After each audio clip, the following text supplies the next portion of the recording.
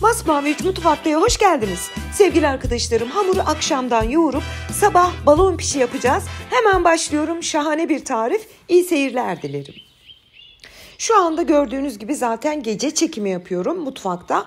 Şu anda saat gece 22.00, yani gece 10'da hamuru yatmadan önce yoğurabilirsiniz. Yani ben 10'da yoğurdum ama 12'de de yoğurun, 9'da yoğurun, hiç fark etmez.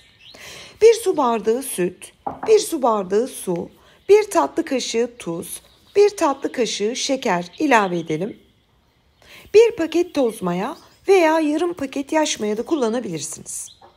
Mayayı ekledikten sonra kısa bir süre karıştıralım. Ve toplam un miktarımız 4, maksimum 4,5 su bardağı kadar. Lütfen kontrollü ekleyin. Bir kısmını ilave edin, bir kısmını kenara bırakıp tahta kaşıkla kabaca toparlıyorum. Şöyle bir toparladım. Kaşığı çıkarıp 1 dakika diyebilirim. Şöyle yani birkaç defa yumruklayalım hamuru. Biraz şöyle bir elimizle kıvamını burada kontrol edelim. Hani çok mu cıvık değil mi? Onun için çok az un takviyesi yaparak biraz yoğuruyorum. Ben de 4 su bardağı artı 2 yemek kaşığı, yani 4 su bardağı 2 yemek kaşığı, 4,5'a yakın un aldı. Onu da belirtmek isterim. Şöyle 1 dakika kadar yoğurdum. Bakın sevgili arkadaşlarım, bu aşamada çeyrek su bardağı zeytinyağını üzerine gezdirelim.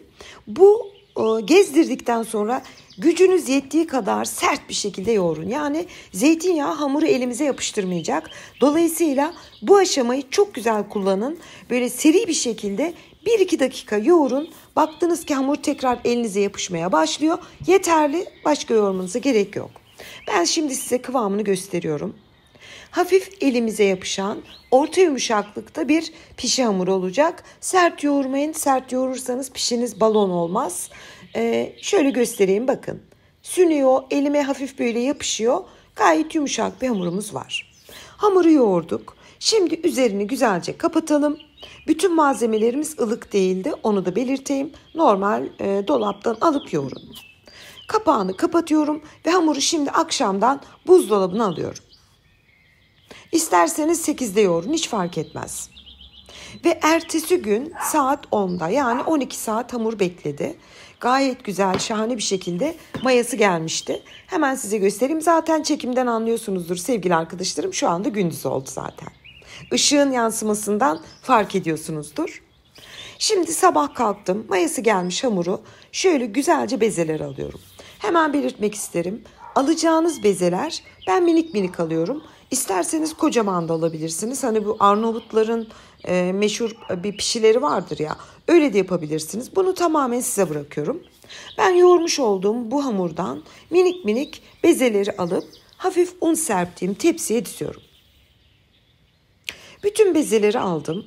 Şimdi sevgili arkadaşlarım, hiç beklemeden, kalktınız sabah mesela, hiç bezeleri alın, hiç beklemeden hemen her bezeyi 10 santim çapında oklavanızla, çok fazla un kullanmadan açıp bir sofra bezinin üzerine serin.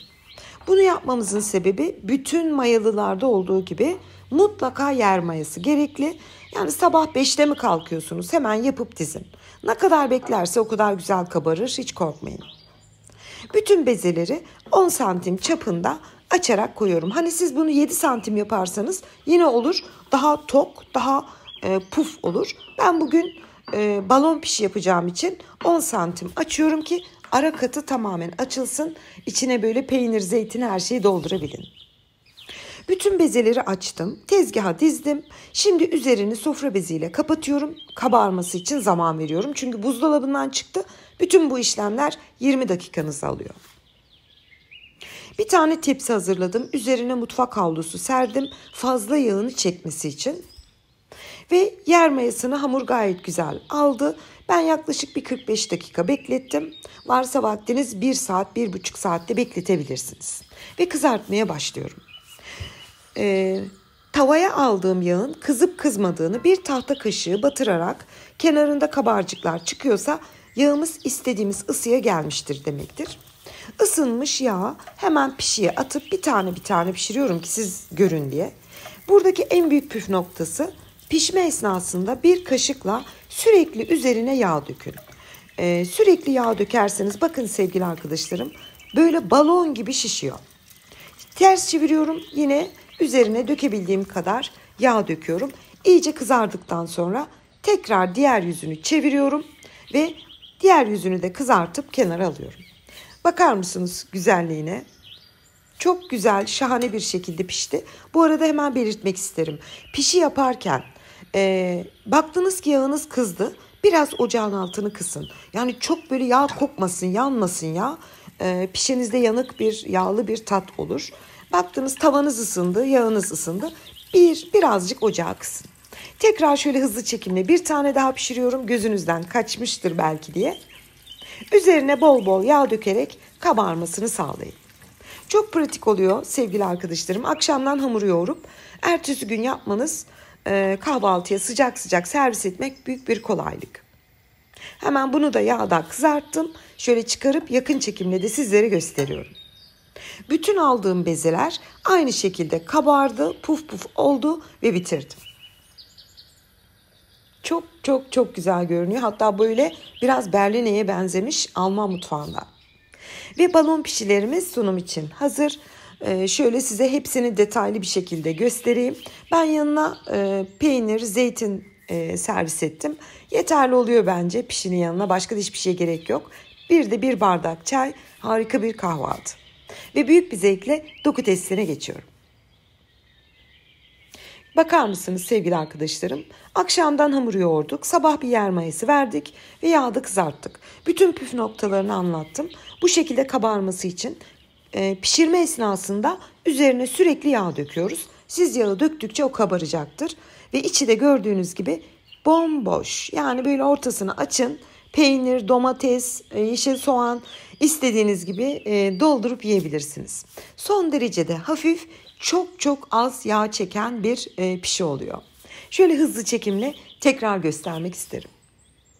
Bu arada sanırım bir 10-12 gün tarif atamadım. Yine yurt dışına gidip gelmiştim. Tekrar sizlerle olduğum için mutluyum. Onu da hemen belirtmek isterim. Bakın sevgili arkadaşlarım, bütün pişileriniz böyle. Ben birkaçını bölüp böyle sunum kasesinin üzerine bakın şöyle dizdim ki görünüz diye.